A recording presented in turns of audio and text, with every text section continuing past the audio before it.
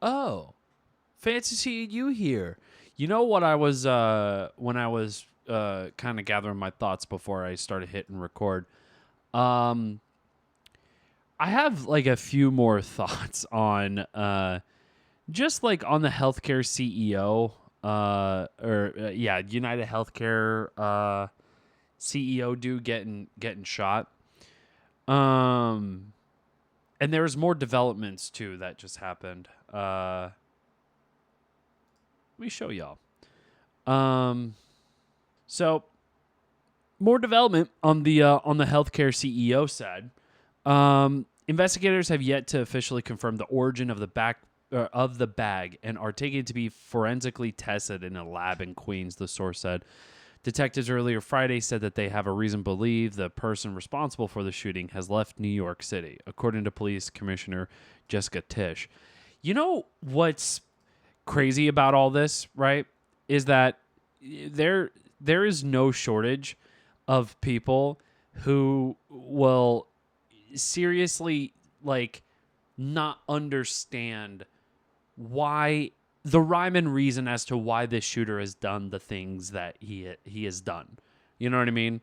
It's like the guy was camping out for 10 days plus, you know, and staking out the joint, watching the CEOs move at all times, right? And then this shit happens. Him getting shot happens, and then he you know, I don't know. It's like it's not a crazy thing to surmise that like yeah, this dude fucking had it out for the CEO. Like that's nuts. That's crazy. By the way, welcome to Adam is Chase Podcast. I know I didn't do an opening yet, but yeah, that it's just this has been swimming in my brain for a while now, and I just don't understand what the complicatedness of this truly is. You know what I mean? It's like the news coverage has said, like, oh, they're still trying to examine as to what the thought process is to this shooter. It's like, I don't know if like the dude had to like have on his jacket, the shooter had to like have a giant sign on his back when the video surveillance like saw him. Like I don't know if they had to have a sign on his back to say that shooter man wanted to pop the CEO dude because he works for a corrupt system that is the healthcare United bullshit company that denies people in their right to have these claims to have life-changing, life-saving support. And even didn't even need to be life-changing, just like not getting people to succumb to a horrible amount of debt, an egregious amount of debt, just so they can get some surgery that is probably not even entirely their fault, like at all. You know what I mean? But yet, 3 out of 10 people get denied health care every single year. Yeah, I mean, the guy, what? The shooter has to have a sign on his back saying all that shit in order to show to the news, hey, now we see there's a motive here. You know what I mean? It's like, yeah, dude, I think we already knew the motive when it was well established the moment after he shot him. You know what I mean? And we don't even know if the shooter's a he. We have no idea. We don't know. You know? Some people found his photograph, the suspect or a presumable suspect with a photograph of him. That could be literally anybody in any other jacket. Not to say that the dude doesn't have other jackets. The shooter doesn't have any other jacket. I'm sure he does. I'm sure he has like disguises and shit, like doing James Bond. You know, fucking, uh, you know, Nathan. I was gonna say Nathan Bourne, but Nathan from Mission Impossible. Ethan Hunt. Sorry, not Nathan. Why did I say that? Ethan Hunt. You know, from Mission Impossible. Like the guy has like a carousel of different outfits that he can just switch to and whatnot. We don't know if that's the guy. We don't know if that's the same fucking dude. We have no idea. And all we know is that this guy fucking hightailed it out of New York. Just getting the fuck out of there, dude. And what's so funny about it is that, like, just to continue on with the news part of it, is that, like, they will still have this same rhetoric of, like, oh, we're still trying to get to the bottom of these things, but, like, even other coverage on this, for whatever God knows what defense you can have for, the CEO or healthcare in general, and like how broken our healthcare system is, you get Republicans still kind of like folding their arms about it, going, this was not right. It's not right to shoot him. It's like, yeah, man, we don't support anybody get shot in broad daylight. That's insane. That's a crazy thing to do. However, if you see what the circumstances and you see that he is a CEO, you see everything for what it is, you quickly realize, like, oh, yeah, there's justification for that. Doesn't matter if you're a Democrat or Republican, nothing. You know what I mean? I'm sure there are so many people who will also agree and attest that, like, yeah, maybe you shouldn't shoot somebody in broad daylight. But, this is a long time fucking coming. It's a product of a broken system with horrible gun laws and even worse healthcare system. This is it the shooter's fault? I don't know. I have no idea. What the fuck do I know? It's not like I know politics. Also, I had this thought earlier when I was at work, and I meant to mention it last time, but I will mention it here. It's not like when people are trying to go in the defense of the CEO. It's not like no person in this country, I mean, let alone the fucking world, to go, you know what? I want to pay $500 a month in premiums to hold this policy for my insurance just to be denied of those claims, when I literally need it. I pay in thousands of dollars to this bullshit policy only for me to go, hey man, I need like stitches, or I need like heart surgery, or I need some medication in order to save my fucking life. They just go, oh, sucks to suck, sweaty. We can't cover you anymore. So get fucked. You know what I mean? Like nobody is like, I want that. Please give that to me. Oh, I want to be denied of my claims and pay a shit ton of fucking fees and premiums and all that. Dumb. So dumb. Very dumb. So, yeah. That's all I wanted to say about this shooter. It is just quite fucking something. And I'm just baffled by people's like responses and other people's like, genuine curiousness of it all. Like just in terms of the coverage on news. It's like, what is going through this guy's brain? Really? Shut the fuck up. Anyways, moving on.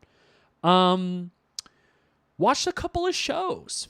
I watched a couple of shows in the interim since the last time I recorded, which was a little late because right after I recorded, I just went straight to fucking bed.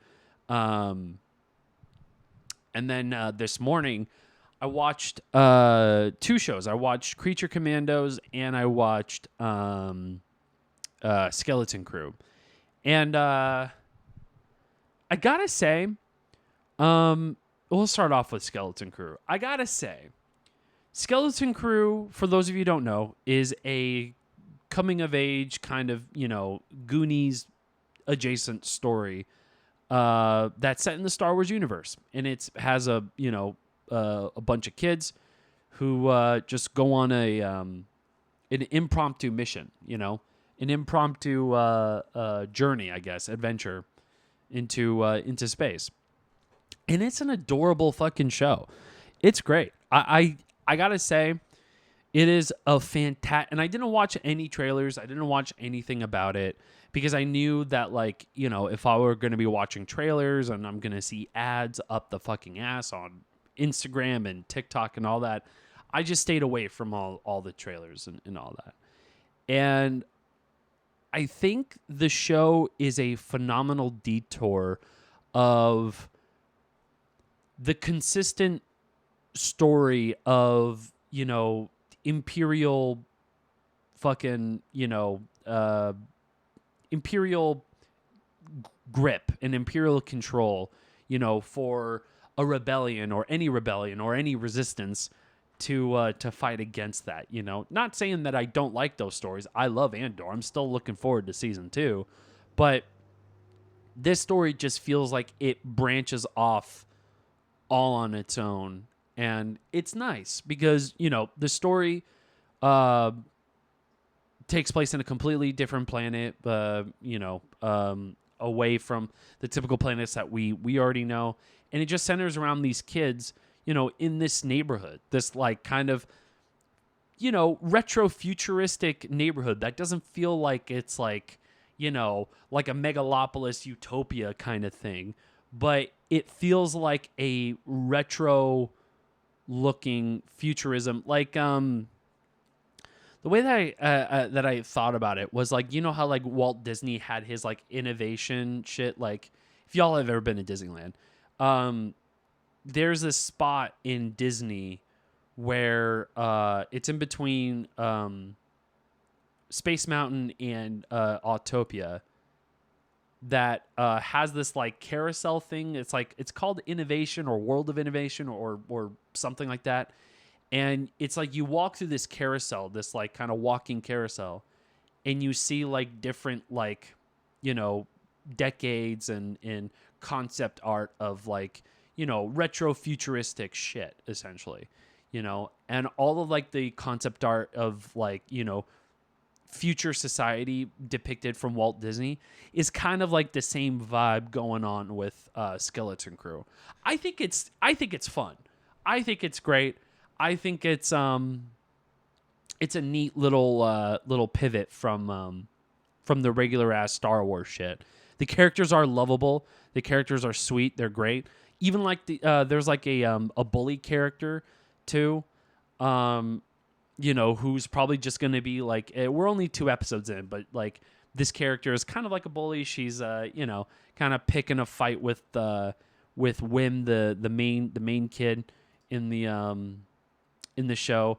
And I also got to say too, all of the actors who are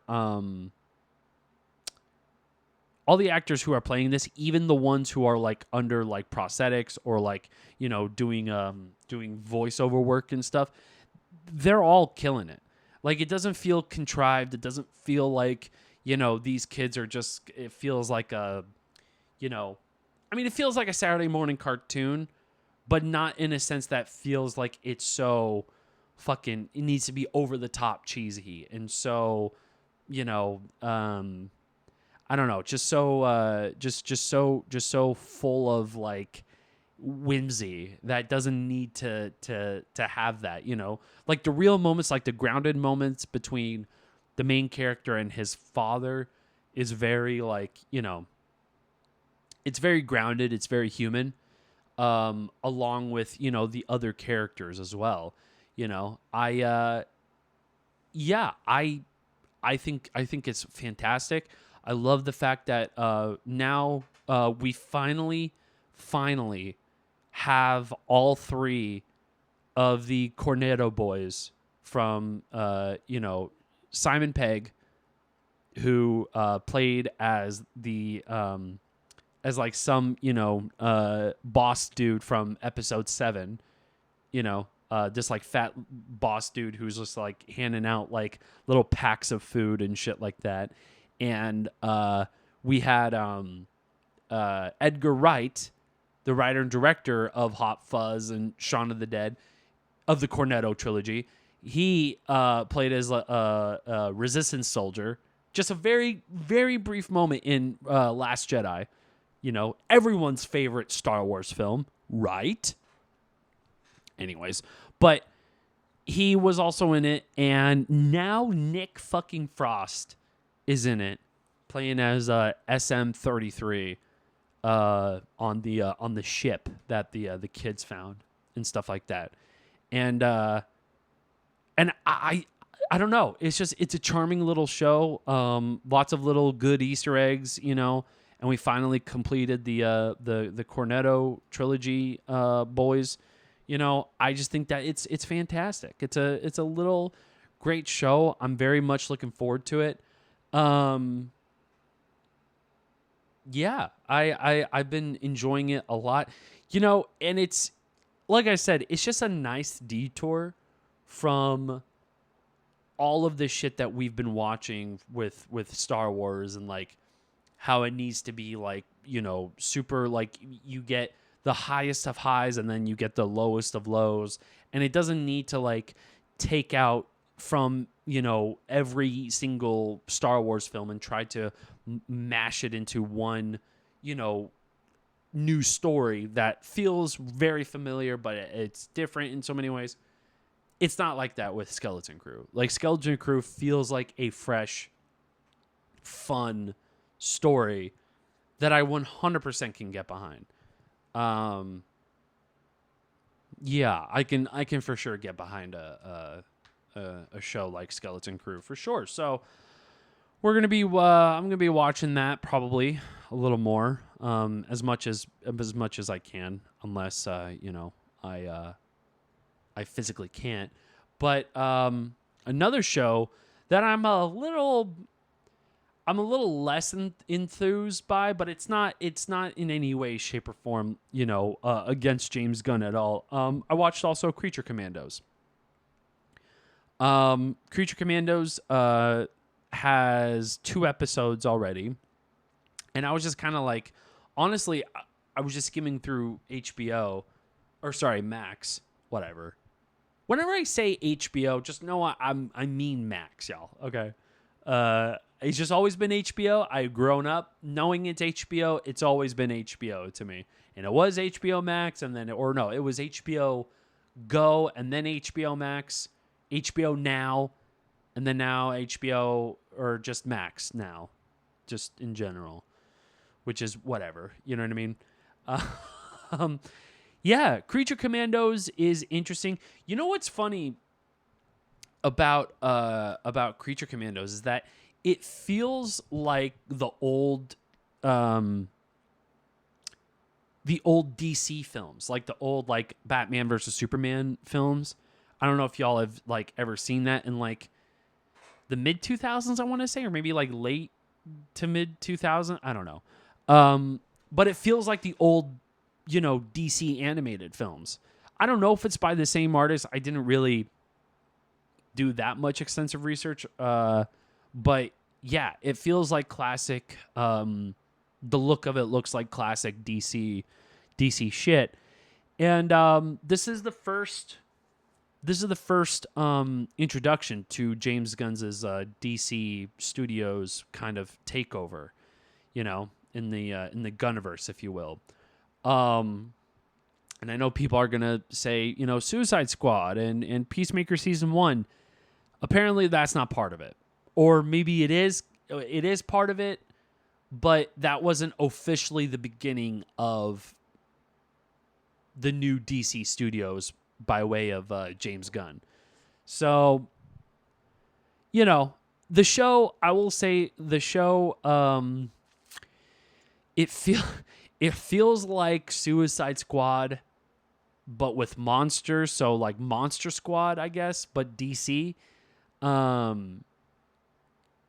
mean, it's more than that for sure, but yeah, I just don't know what to really make of it, I guess, until like we get a little bit more story progression. And I thought, for some reason, in the back of my brain, I thought this was a prequel to Suicide Squad because it deals with Rick Flag Sr., which is if y'all ever seen Suicide Squad, you would know that Rick Flag Jr., I guess, was killed by Peacemaker at the end of Suicide Squad, and or the Suicide Squad, and I guess now, yeah, Rick Flag Sr. has kind of like stepped in and sort of joined the ranks of Task Force M with Amanda Waller and all that.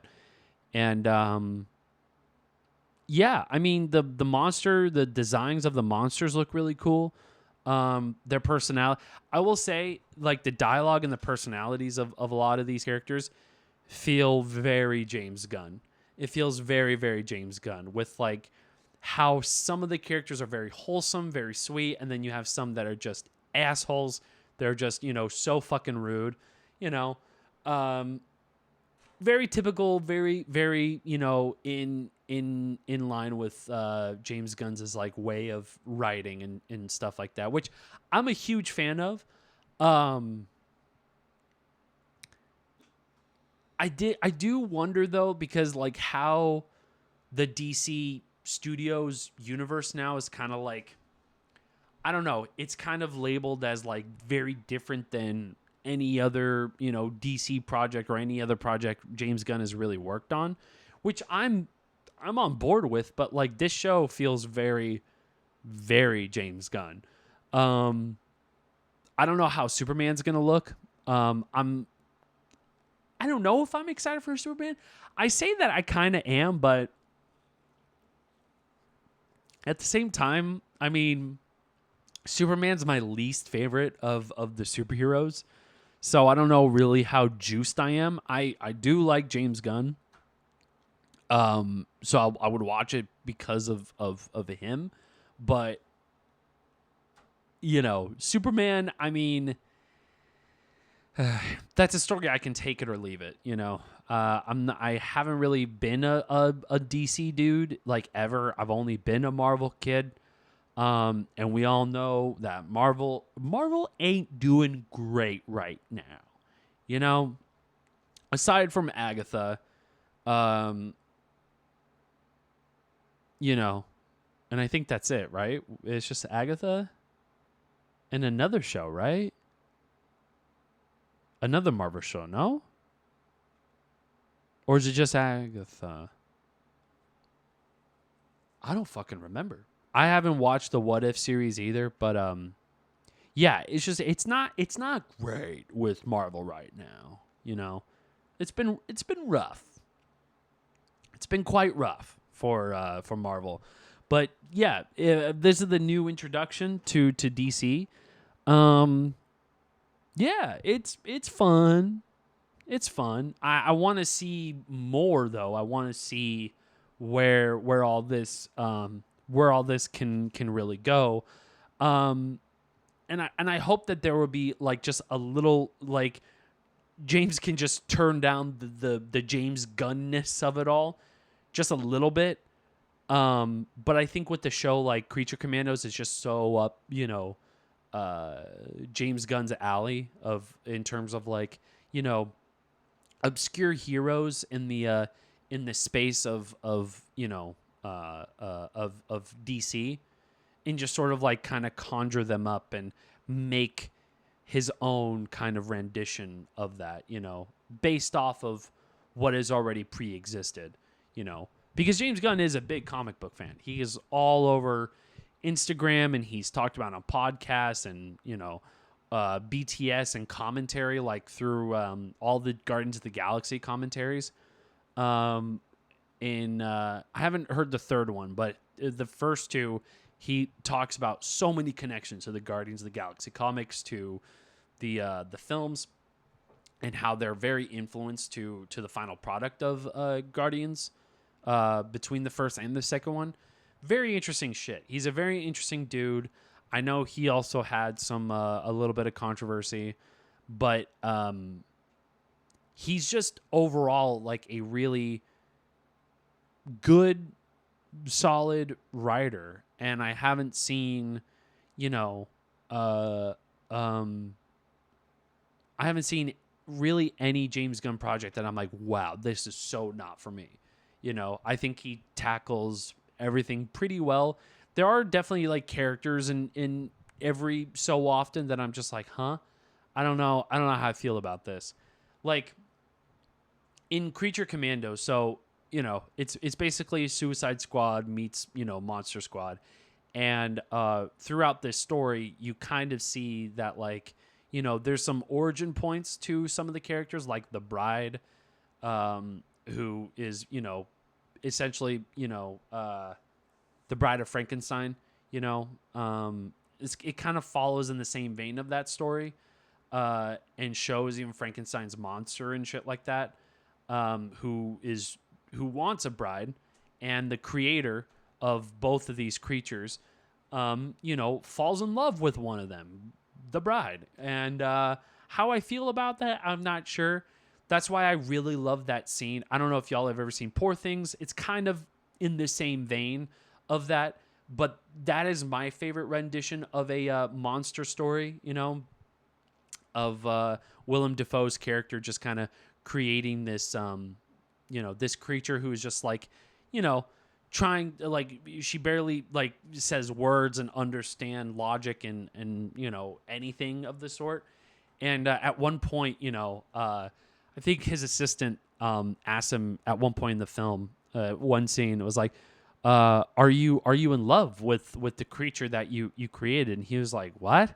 No, that's like incest. That's like, that's fucking weird. I want to put my distance from that, That's kind of how I felt with, the decision to make the doctor, the creator, and the bride, kind of, getting together and getting it on essentially in this show. And I just don't know how I feel about it. I don't know how I feel about it, but I'm sure there'll be some disagreements. I just that shit just always that Freudian kind of Darwinistic, ancestry is just so fucking strange, which is honestly part of the reason why like I've very much pivoted away from House of the Dragon. I know it's a great show. I know it's whatever the fuck. It's just the incest in that show in general is just is too much. It's too rich for my blood,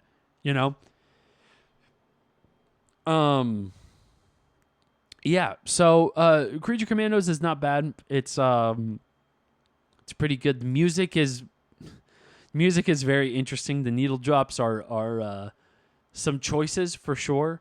With I guess like Russian ska, I guess, you can always trust James Gunn with like the weirdest needle drops, which I appreciate. I too love weird music that I listen to when I'm writing, when I'm working and stuff, and I see the potential of a lot of these songs. So I completely get it with James Gunn's approach to his music.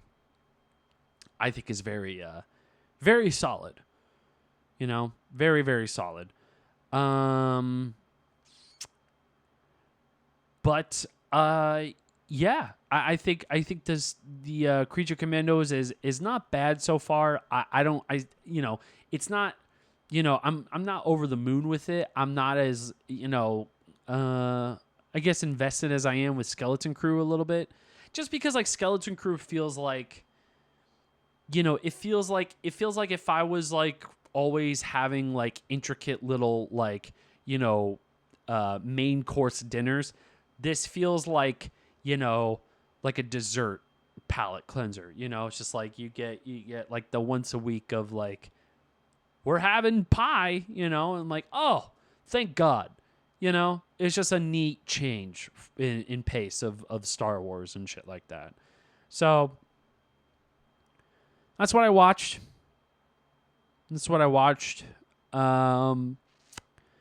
I don't know what I'm going to be watching next. I think it's been kind of a toss up. Thinking about watching Saturday Night, the new Jason Reitman film. Huge fucking Reitman fan. I mean, both Reitmans, Jason and Ivan, you know.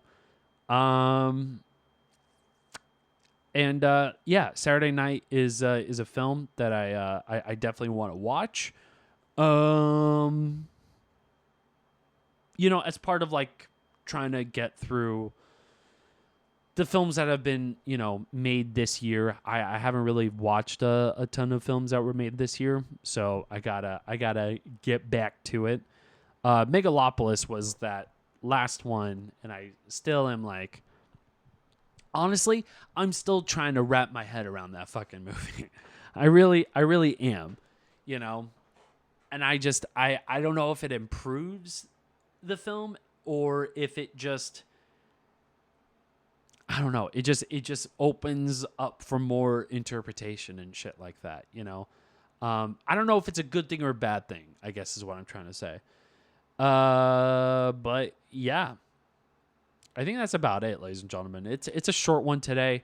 I gotta get this out there. And I gotta get some more shit done. But I just wanted to pop in to see how you're doing. How's everything going? Let you know about Skeleton Crew, and it kind of rules. Creature Commandos is fun. It's fun. It's fun so far. I need to see how the rest of the show goes before I make a final assessment for it, of course. But yeah. What have you guys been watching? What's going on in your neck of the woods? Please tell me. Comment it or don't. Just have an inner monologue. That's fine. That's cool. Subscribe or don't. It's not the end of the world if you don't. I just want you to enjoy the pod. That's what I'm here for. I'm just here to waste your time. Keep you away for anywhere between 30 minutes to an hour. So that's about it, ladies and gentlemen. I got to get out of here. I got to eat some food, and I will see you tomorrow. Maybe no. Maybe tomorrow. I'm not sure. We'll see. Maybe I'll record tomorrow. Maybe I'll record Monday. I don't know. I'm not going to tell you my schedule all the time, okay? You will get a pod when you get a pod. I'm doing my best. All right. Yeah, I got to go, y'all. I'll see you next time. Bye.